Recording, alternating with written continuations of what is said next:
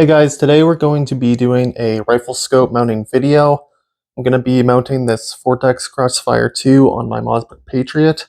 I used to have this scope on it, but I wanted to swap out some rings, so I have to reinstall it now, so why not make a video? There are a few things recommend having is a torque wrench, something to make sure when you're torquing down your rings, you don't want to crush your scope tube. You don't need it, but I definitely recommend it. The scope rings we're putting on are these UTG AccuShot 1-inch medium rings. These are sort of my go-to for like a cheap scope ring that's actually decent. I've used them on a couple rifles and haven't had any problems, so I'll be putting them on this. This is a 308 Mossberg Patriot. Side note, don't get this rifle, it's terrible. I'm going to be mounting it to make a couple videos, and then it's likely going to get sold. So, before we begin, the bolt is out. There's nothing in the firearm. You will need something to hold the rifle steady while you're working on it because you want to make sure that you can get everything level. Which brings me to levels. Now, I'll show a couple different ways you can level a rifle scope. You don't need any fancy levels. I have this two-piece set. It's comes with a level for the barrel and a level for just up top, but you don't need this, so don't panic. All you need is a basic level. It doesn't have to be a small one, but this is what I have. So first things first is to level the rifle, and again, put it in something stable that it's not going to move around on you or it'll be really frustrating. Trust me, I've done that a lot. So you want to put your level on top of the receiver. I already have a base on this. It's the one it came with. If you don't already have a base on, of course, put that on and make sure that it's the proper torque specs. So we're going to level this first. And looking at it right now, actually, it's already pretty level. So I don't think I'm gonna move that. Okay, so with that being level, I'm going to put the secondary level on. You put this on the barrel so that if you're moving the rifle around, when you put your scope rings on, you can't really put a level on the back because your scope's in the way. So we'll be able to level the scope to this, but we're also going to be using a secondary method, which is just a string and a little weight at the end. I just have it on a socket. So if you get your rifle level, you can hang this down a hallway or something and then just align your reticle to it. It's a really good way of doing it, so you don't need any fancy levels. And it's a good way to double check. I usually use a level and then something like this just to make sure it's level. So we will start with putting the scope rings just loosely on. Again, this is already level, so we're not going to touch it. But first I will put this on just for the sake of the video. So I'll probably fast forward this for you guys. Okay, so now I have this level on the barrel matching to this. So it's safe to take this off, and we know that if that reads level, rifle is level. So I'm going to put these scope rings on just loosely. I can see where they used to be on, so I'm just going to put them on and just tighten it enough so that it doesn't fall off. And when you put scope rings on, when you go to finally tighten them, if there's any slop in these slots, you want to push it forward towards the barrel when you tighten it. A lot of people think you're supposed to put it back because, you know, if the rifle recoils back, the scope rings will go with it. But when you think about it, when the scope is in and the rifle recoils back, the scope usually tries to stay in place, so it'll actually push the rings forward. I talked to Vortex about that. I had a question a while ago, so that is actually what Vortex recommends, and they're a pretty trusted company, so I'll go with what they say. So again, I'm just going to put these loosely on, just for now. You don't want to put them on tightly in case you got to change where they are, but I can see where these used to go. I will just take off these top screws so I can put the scope in, so we'll do that now. Okay, so I took the tops off, so now what you want to do is just get your scope, set it in. You don't want to tighten anything up right now. Again, these should still be loose. And you want to find your eye relief. So if you don't know what eye relief is, that's when you are behind the rifle and you're looking through the scope and you can see clearly. You don't want to be seeing a black spot or look tunnely on you. You want to make sure you can see clearly. So you might have to move the scope backwards or forwards. So that's why you don't want to tighten these fully, because you might have to change where they lie on the slots. So I'm just going to look through it, and I'm going to adjust where my eye relief is. Right about there looks pretty good. Just going to move it back and forth to double check. But yeah, right about there looks okay for me. So I'm just going to put these tops on, and we are going to just put the screws in lightly. We don't want to tighten them yet because we're going to double check our eye relief and everything like that.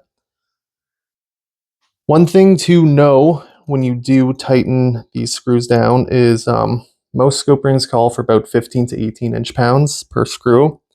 I wouldn't recommend using Loctite, but if you do, you're supposed to decrease your torque by about 30%, so keep that in mind. Okay, so I got these caps on. None of the screws are tight. You can still turn the scope, which is what you want because you want to make it level, but it's not going to slide around too crazy. So make sure your rifle is still level. Again, if you don't have a barrel level, you can get levels that you can fit underneath and use there. And we will check our eye relief, and we're going to check our level here. And again, don't tighten anything down at this point. So I'm just going to double check my eye relief. This seems comfortable. So I'm going to tighten everything right about there. That's where I think. So that'll be okay.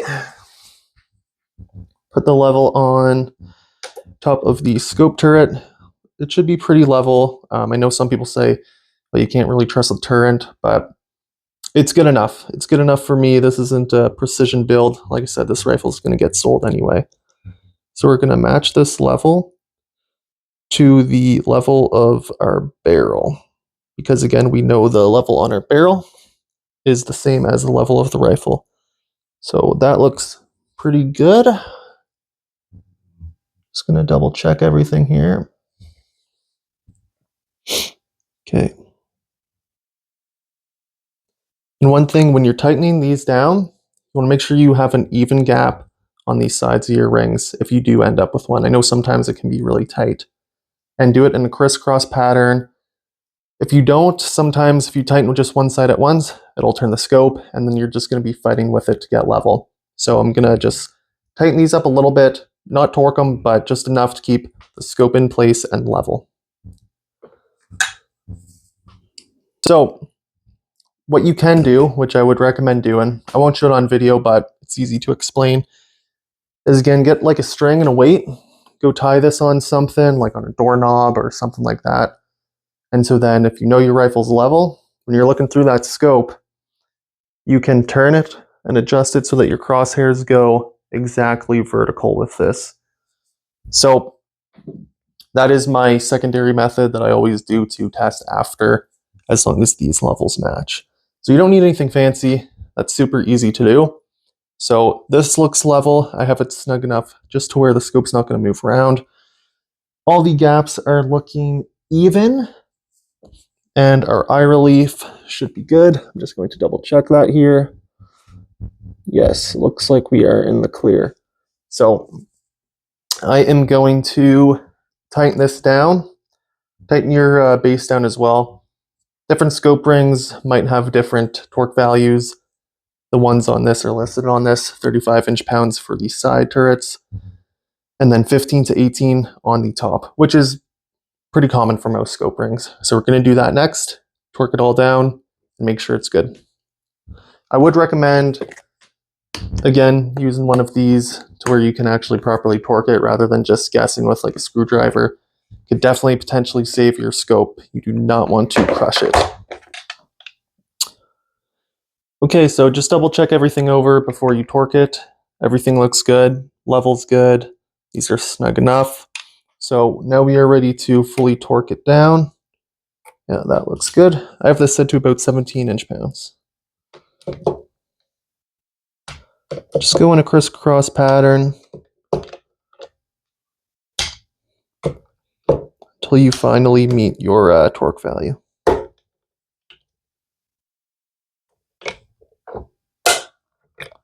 Hear that click? That means it's tight.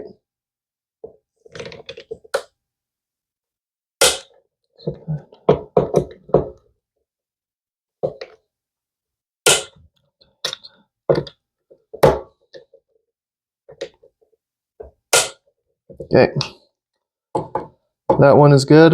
Just move on to the next. Again, I'm just going to continue to snug these up in a crisscross pattern until it's close enough, and then I'll do the final torque on it. So that should be good, and we'll go for it.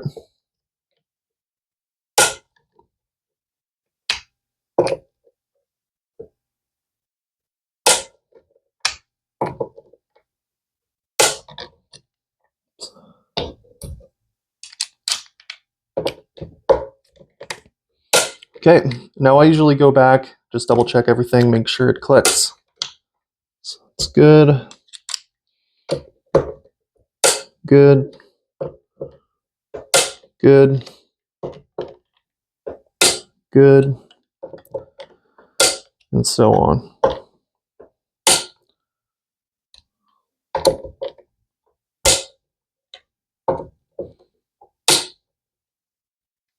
Okay, so those are tight. Now I'm just going to do these side turrets. They actually use a socket for these models. We're going to set that to 35. Use whatever the torque spec is for your scope rings.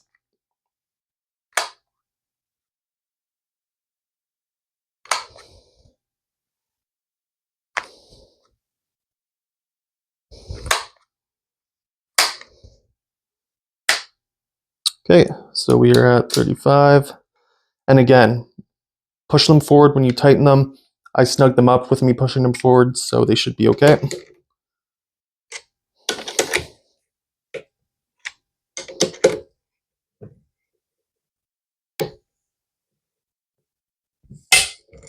we go.